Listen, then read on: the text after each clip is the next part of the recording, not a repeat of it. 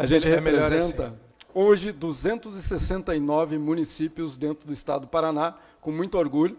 Quero aqui fazer o meu agradecimento, né, e em nome de todos vocês que estão aqui, agradecer a minha vice-presidente, Marinei Vidolin, do município de Colombo, uma gestora da maior qualidade e que, pelo seu trabalho,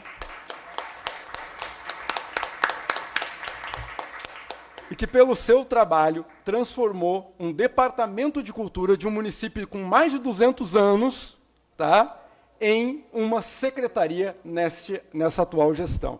Quero saudar minha querida Roberta Martins. Obrigado por toda a parceria que o Ministério da Cultura tem interposto aos nossos fóruns, porque aqui também represento a Rede Nacional de Gestores Municipais de Cultura como vice-presidente. E o meu último agradecimento é aos gestores atuais de cultura do município ao qual eu vim, que é de Mandirituba. Eu não os vi aí, mas vi o carro lá fora. Então, muito obrigado por vocês estarem aqui e bem-vindos à gestão pública de cultura. A Roberta quer saber quem está aqui de Mandirituba. Que tem... Mandirituba que fez aqui, história, ó, né? Tá aqui, ó. Mandirituba fez história. Obrigado. Na Paulo Gustavo, né, obrigado Roberta? Pela presença. Então, é um município que a gente provoca até. Um município pequeno no estado do Paraná fez história numa lei de fomento à cultura. Quando é que o nosso estado fará também? Fica aqui o questionamento. Mas vamos começar aqui com a nossa dissertação para o dia de hoje, porque eu fui provocado pelo meu querido Adriano Sturrilho, que sempre gosta aí de provocar o Fórum dos Gestores de Cultura. E nós vamos deixar bem claro uma situação. Nós, municípios, nós não podemos pagar a conta pela morosidade legal da aplicação dos recursos da cultura. Nós não podemos e não vamos. Nós temos que lembrar que os recursos que nós estamos aplicando da PNAB e da Lei Paulo Gustavo finalizaram em 2024 e a PNAB de 2023 ainda está sendo executada. A PNAB de 2023, que foi repassada aos municípios apenas em dezembro, iniciou-se o repasse em dezembro e finalizou-se no mês 2 ou 3, no mês 3, durante a Conferência Nacional de Cultura, para os demais municípios do Brasil. A regulamentação hoje do decreto da Lei de Fomento, a Lei 14.903, não saiu ainda do papel. E essa regulamentação nos possibilitará trazer o que a Thaís muito bem nos provocou. Deseditalização da cultura. Eu, enquanto gestor público de cultura, eu não quero especialistas em direito fazendo cultura no meu município.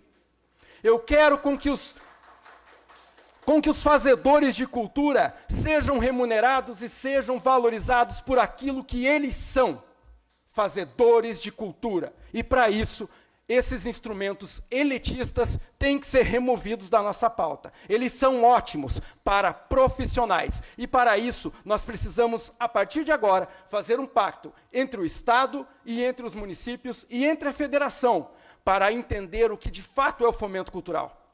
Quando os profissionais da cultura, os grandes fazedores de cultura que ganham prêmios internacionais, vão começar a, de fato, trazer recursos para o Fundo Nacional de Cultura? Quanto de recurso da Paulo Gustavo será voltado para a cadeia produtiva da cultura, para financiar aqueles fazedores de cultura que não têm meios de financiamento e que fazem a cultura porque amam e não porque querem apenas o seu ganha-pão? Quando que a gente vai valorizar aquela cultura que não dá retorno financeiro, vereadora? Quando que a gente vai olhar para a cadeia produtiva da cultura como amigos e não como inimigos e pares, que nós, gestores municipais, não temos que ser combatidos por vocês, fazedores de cultura. Nós somos seus amigos, seus aliados, e nós estamos aos vossos lados para fazer as implementações das políticas públicas de cultura. Para concluir, nós fizemos parcerias e pactos muito importantes junto ao governo federal nesse encontro nacional dos prefeitos e prefeitas, dos novos prefeitos e prefeitas do nosso país. E nós temos muita novidade para trazer para vocês. O nosso posicionamento com relação à provocação do Adriano Sturrilho, presidente e atual presidente do SATED, é de que nós, gestores municipais do Estado do Paraná, ainda somos contra a medida provisória 1274.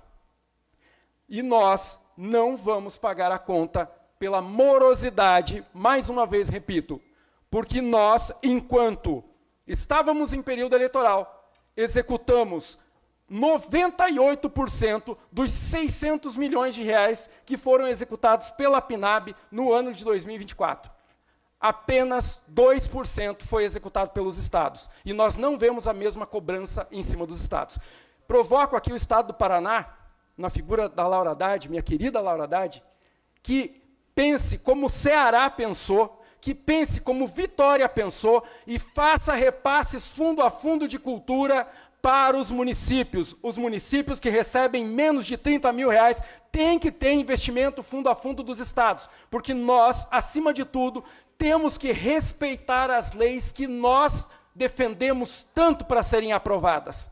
Essas leis feitas pelos fazedores de cultura que trouxeram recursos que nós nunca antes vimos na nossa história. E esses recursos devem chegar no Paraná profundo, devem chegar no Brasil profundo, Roberta. Fala do nosso presidente da República. E nós precisamos, de uma vez por todas, olhar para aqueles municípios, Zico, que têm menos de 30 mil reais para fazer a aplicação de seus recursos e que têm um aporte do governo do estado de mais 100 mil, de mais 200 mil, porque capitais como Curitiba já recebem 14 milhões de reais.